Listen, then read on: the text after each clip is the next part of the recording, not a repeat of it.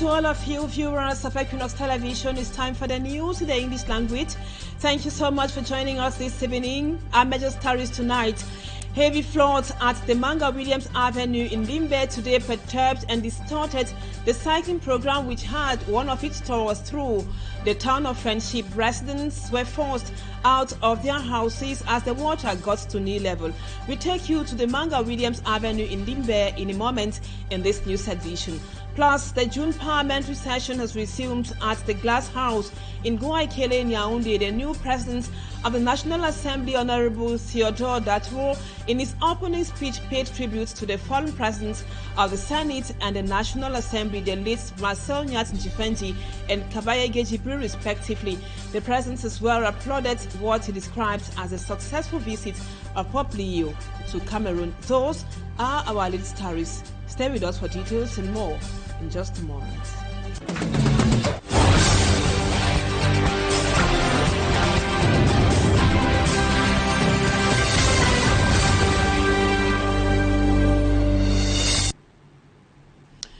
Welcome back, viewers. Thank you so much for your usual confidence. We begin this edition of the news in the northwest region in Bamenda, where authorities in Cameroon's northwest have destroyed more than 30 bags of cannabis seized during security operations in what officials have described as a major step in the fight against drug trafficking and related crimes. The exercise comes amid concerns of years of insecurity in the region, which have created opportunities for criminal networks to flourish. Our reporter Stella tells us more from Bamenda. Drug trafficking and substance abuse remains growing concerns in Cameroon's northwest region, where years of armed conflict have weakened social structures and created opportunities for criminal networks to operate. In an effort to combat the illicit drug trade, authorities in Bamenda have destroyed more than 30 bags of cannabis seized during various security operations across the region. The drugs were burnt by an ad hoc commission mandated to dispose of illicit substances confiscated by law enforcement officers. Criminals are bringing insecurity here because they are using cannabis. And we have taken the commitment that we should fight deeply and strongly against that phenomenon in Mezam Division. Officials say the Northwest region's security challenges have contributed to the proliferation of criminal activities, including drug trafficking, making the fight against narcotics a priority for authorities. A lot of offenses and crimes that have been committed within the jurisdiction. Some of them are thanks to the use of marijuana for those who consume it to have courage in committing certain crimes. The operation is part of broader efforts by security and judicial authorities to curb criminality and protect communities from harmful effects of drug abuse. The collaboration now is very, very good because it was very difficult at the beginning, but as for now, the collaboration are good because all those bags is the result of the collaboration with the population. According to authorities, the destruction of the cannabis is intended to prevent the drug from re-entering circulation and serves as a warning to traffickers. They add that all those linked to the seized drugs have already been prosecuted and convicted. In politics, the June Parliamentary session has resumed at the Douala Glass House in the nation's political capital, Yaoundé. The new president of the National Assembly, Honorable Theodore Datwo, in his opening remarks paid tribute to the fallen presidents of the Senate and the National Assembly, the late Marcel Nyat Njifendi and Kabayege Jibril, respectively. The president as well applauded what he described as a successful visit Pope Leo paid to Cameroon recently. Cedric Chakutio reports. It was with heartfelt tribute to two recently deceased figures of the Cameroonian Parliament that the Speaker of the National Assembly began his opening address to the June session, first paying homage to Marcel Nyat Njifendi, the former President of the Senate. Marcel Nyat Njifendi aura traversé plusieurs décennies de notre histoire nationale en mettant son intelligence, sa rigueur et son expérience au service de l'État. Then the Speaker of the National Assembly focused on his predecessor. Très honorable Kavayegue Djibril laisse l'image d'un homme dont la vie se confond pratiquement avec l'histoire contemporaine de notre pays. During the opening of Parliament for the second time since his election as Speaker on March 17, 2026, Honorable Datuo called on Cameroonians to value and preserve peace and national unity, considering their linguistic, cultural and religious diversity as an asset. The National Assembly President, Honorable Datuo, reiterated Pope Leo XIV's call for peace, dialogue and reconciliation made during the Pontiff's 4-day visit to Cameroon in April. Les Camerounais ont réservé au souverain pontife un accueil historique et une mobilisation populaire exceptionnelle. Among the concerns of the population, the Speaker of the Assembly emphasized on those related to the collection, management and distribution of mineral resources. Des chiffres considérables sont avancés. Des interrogations persistent. Indeed, recent events regarding the governance of the mining sector revealed abuses that facilitate the fraudulent exploitation of gold, particularly by illegal entities, and its fraudulent export to the detriment of the local communities. Sur les revenus effectivement générés par l'exploitation de certaines ressources. On the other hand, the Senate President, His Royal Majesty Aboubakari Abdullahi, while presiding over the opening of the second session of the Upper House of Parliament, called on the government to put an end to the rampant cases of sexual abuse on children and femicide. He also called on Senate to get to work. Ces préoccupations concernent aussi bien un besoin accru en infrastructures de toutes sortes, l'amélioration de la couverture sanitaire. He again invited them to work hard so as to improve the living conditions of Cameroonians in a context where resources are becoming scarce, even as challenges become more and more numerous. Et une meilleure offre qualitative et quantitative en énergie. For this parliamentary session, both speakers intend to refocus the parliamentary institution on the concerns of Cameroonians. And the deplorable state of the national road number 11 has left local inhabitants stranded and also struggling. A journey that once took 45 minutes and cost between 800 to 1,000 francs CFA now cost up to 20,000 francs. Today, motorbikes are the only reliable option, taking at least 5 hours to navigate through the terrain, while vehicles spend days stuck in the mud. Mala Glory reports on the challenges faced by the people in this report. Traveling from Wum in the Mencham division to Bamenda in the northwest region has become a nightmare. The road, stretching at least 85 kilometers, is practically impassable due to its muddy and slippery nature, making it incredibly difficult for commuters. For example, a heavy-duty truck that left Benakuma on Thursday has been stuck on the spot within the Bafut forest for over 3 days. The driver recounts his ordeal. To leave Benakuma to Bamenda is at least 3 or 4 days. Wow. So we have dog, we have spades, I have 2 motorboys. The other one has gone to go and look for food. Since the vehicle got spoiled. According to a bike rider, transporting a corpse from Bamenda to Zoa, a village after Wum, says that people prefer using bikes because the journey by bike is faster and more reliable than traveling by vehicles, which can take several days. Because of the poor nature of the road, vehicle owners complain of the frequent car damage which affects their income. As we were coming down, our axle had a problem due to the bad nature of the road. And we have springs that are broken due to the bad nature of the road. Residents are complaining that the deplorable state of the road has increased transport fare. Initially, commuters pay between 800 and 1,000 francs, but they now pay at least 20,000 francs for the same distance. The people are now calling on the government to fix their situation and build the National Road number 11 in order to improve their living standards. And now talking about the floods in Limbe, a man narrowly escaped being swept away by fast rising floods in Limbe as heavy rains triggered knee-deep flooding that paralyzed movement, trapped residents and brought business activities to a standstill along Church Street and Manga William Avenue.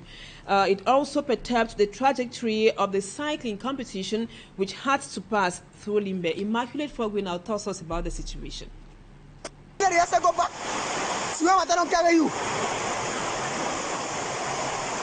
A man narrowly escapes death after being swept by strong flood waters as heavy rains hit Limbe in the Fako Division Southwest region.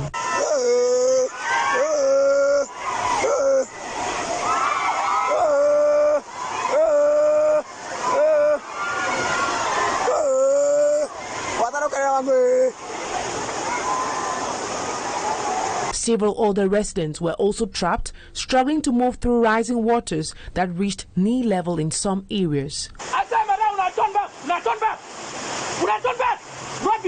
The flooding, triggered by a 3-hour downpour, brought life to a standstill along Church Street and Manga William Avenue in Limbe's southwest region. Business activities were completely paralyzed as homes, shops and roads were submerged, making movement extremely difficult for residents. Only a few were seen attempting to navigate through the dangerous conditions, while many residents opted to remain indoors for safety.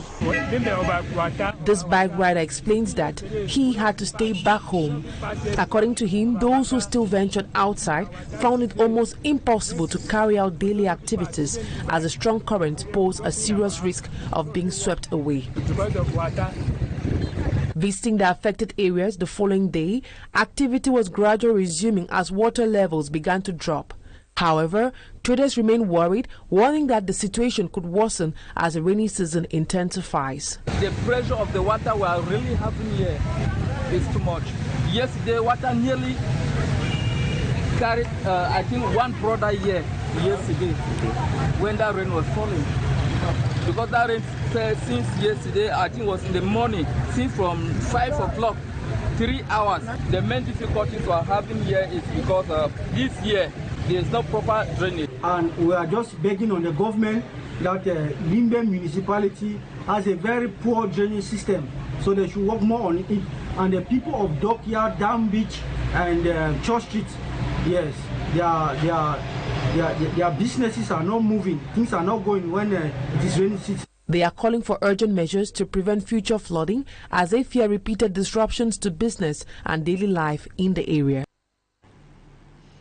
As Africa seeks to bridge its widening digital divide, experts are calling for greater investments in technology, innovation, and skills development to position the continent for the future. These issues took center stage at the 2026 Boa Tech Conference, where stakeholders gathered to explore the transformative potential of emerging technologies, particularly artificial intelligence. Our reporter, Babila Jonathan, tells us more. Africa continues to face a significant technological gap driven by infrastructural barriers, inadequate infrastructure, and limited investment in science, technology, engineering and mathematics, STEM education and research. Artificial intelligence, for instance, is still widely misunderstood across parts of the continent, often viewed with suspicion or surrounded by misconceptions. How do you create the balance between a parent that still sees AI and innovation as a taboo? Because if I'm to put myself, like, let me use an incident that happened with myself. My parents do not really find it right for me to use AI, even if it's in the most beneficial way. They always see it as AI coming and replacing my mind.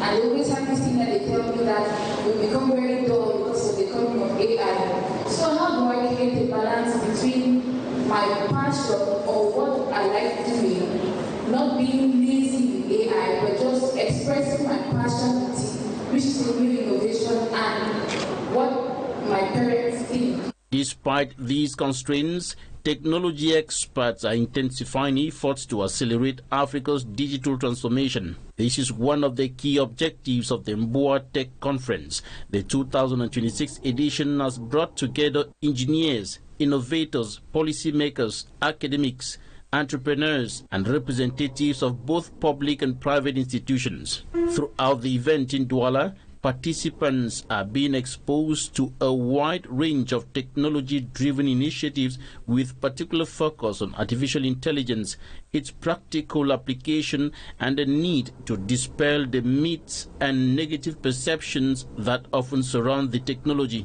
It's really important to understand what as a software engineer, how you should use AI in your everyday work. I always tell to students that no matter if AI is there or not, it's important that you understand the basics of software engineering, which most of the time is algorithm and data structures. You have to know this stuff.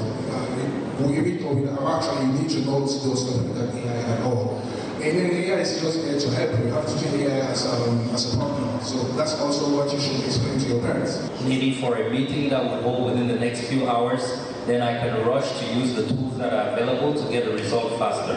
But if not, I take my time, I do what I need to do old school.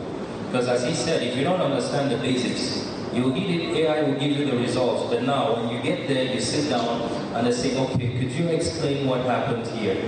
You're stuck. Meantime, experts maintain that fast-tracking Africa's technological advancement will require addressing fundamental systemic challenges while capitalizing on leapfrogging opportunities offered by digital innovation.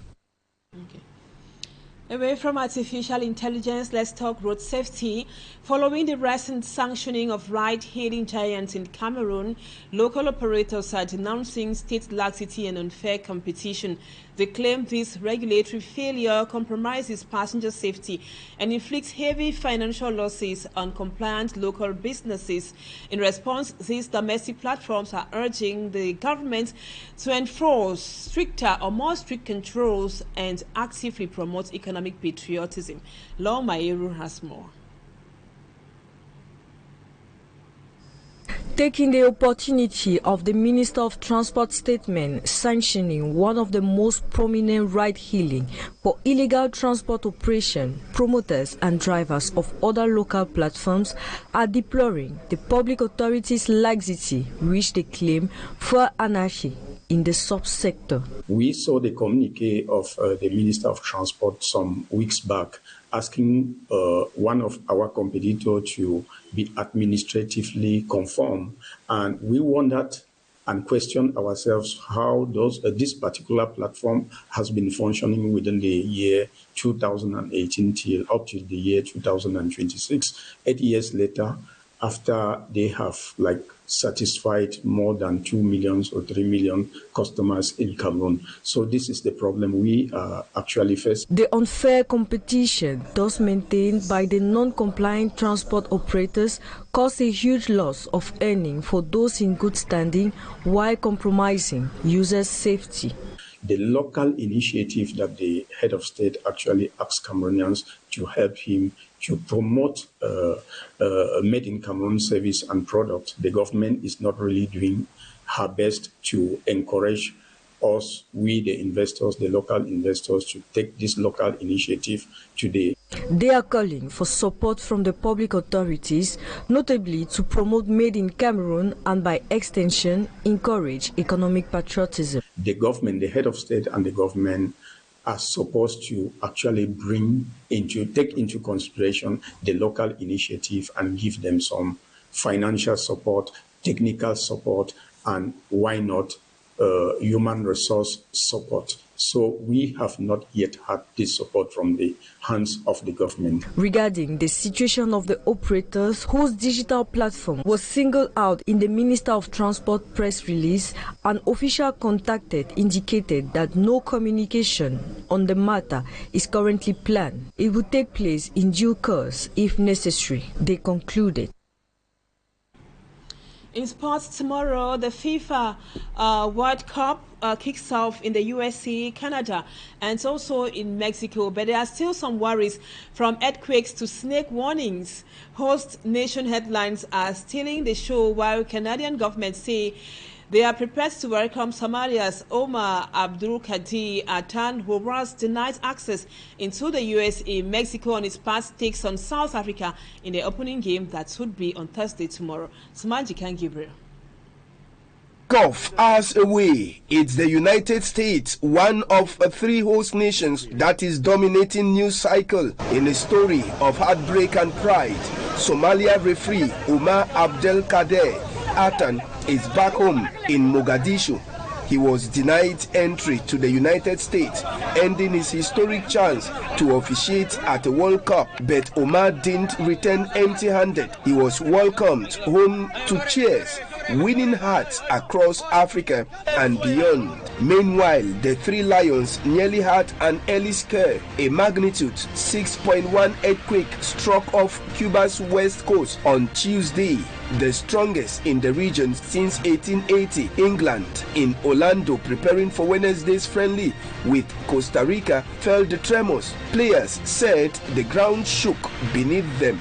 Thankfully, no injuries were reported. Switzerland's national team have their own challenges in San Diego. Their training base sits in a snake-infested area. The team posted a facility map with vegetation highlighted red, beware of snakes. Local media say several hikers have been beaten in Camel Valley. Adding to it, a fire broke out Monday in Sorrento Valley, less than 10 kilometers from Swiss Team Hotel.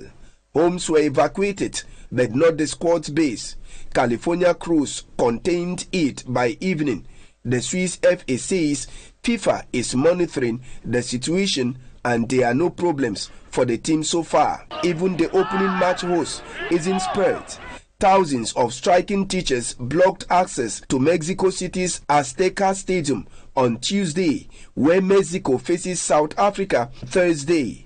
They are demanding a pay rise and pension reform. Police deployed, but protesters left without incident, vowing to return on Thursday. Kickoff is Thursday for the FIFA World Cup, but the drama has already started. Thanks, Matt. That does it for the first part of the news, viewers. Let's move on to talking points.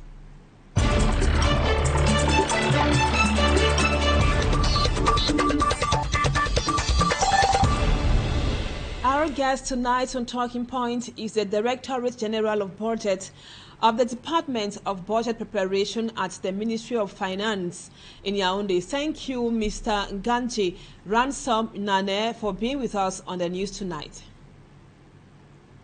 Yes, good evening. Good evening, and how are you?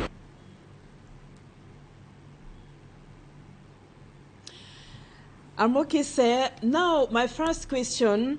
Actors in the various chains of non-tax revenue collection in the southwest and the littoral met in Douala. That was today. We noticed that they met in Douala and they were discussing about non-tax revenue collection that was in the littoral region and in the southwest. Now tell us, what was the necessity of disseminating and sensitize, build capacity of officials of central and field services in charge of the recovery of non-tax revenues incorporated in the 2026 finance law? Yes, the purpose of bringing actors from southwest and littoral region for a workshop like this is to raise awareness for the collection of non-tax revenue in these 2 regions, particularly in the north, in the southwest and the littoral region. That is why you have the delegates, different regional delegates from southwest and littoral present. And the goal of bringing them together is to see that we increase the collection of non-tax revenue in their various administrations. Mr. Nana, when we talk of non-tax revenue, maybe before we proceed, what are we looking at? Can you give us some examples? Non-tax revenue is a revenue that is collected in various administrations, which is not taxes, such as medical certificates, and the toll gate fees that some people pay when you travel, amongst others. It's a revenue that is collected at different points when you need a service, but it's not the same like tax. You pay for a service to the administration concerned, like people who are found in the Ministry of Communication. When you want to, when there's an event and a particular group of people like cameramen want to take part in that event, they have some fees that they have to pay to the regional or the divisional delegation of communication for them to be able to use their cameras for that particular event. And now, what are some of the challenges actors have been facing so far as it was introduced into the 2006 finance law that was earlier this year? Like when a particular item is caught, and because all what we collect should be found in the finance law. There is no non-tax revenue, there is no revenue that you can collect that is not found in the finance law. The law gives you the right to collect any revenue that should be collected by the state. If there is no law, you cannot do any collection. That is why the law has made it clear. The 2018 finance law, fiscal regime of the state, has stated the various actors in every procedure that concerns revenue collection. And the principal authorizing officer for revenue collection is the Minister of Finance. All others are delegated revenue collectors. We will be talking on the challenges again. I want to have more explanation. But now, how does this revenue assist in ameliorating the country's economy in general? Yeah, the challenges faced are enormous. One of the things is that a lot of people are not even aware about the procedure for non-tax revenue collection. A lot of people are not aware of the harmonized forms that are used and that they need to report this information to the Directorate General of Budget so that we actually know what has been collected for that particular year. Last year, we made a collection of an estimate of about 350 billion. This year, the target is 400 billion. That's why we're talking about digitalizing the system. Now we have Trésor Pay. We can pay those non-tax revenue through our cell phones, through the internet. It's no longer like there is somebody that has to be there, then you pay. We are digitalizing it. So things are changing. Thank you, sir, for your time. Thank you for being with us. But before we go, we expect that you answer this question. How does non-tax revenue, which you guys discussed on today, assist in ameliorating or pushing forward the country's economy? Yes. The purpose of collecting this revenue is because they don't want to broaden the tax base. So instead of broadening the tax base, they have decided to use what has been existing that was neglected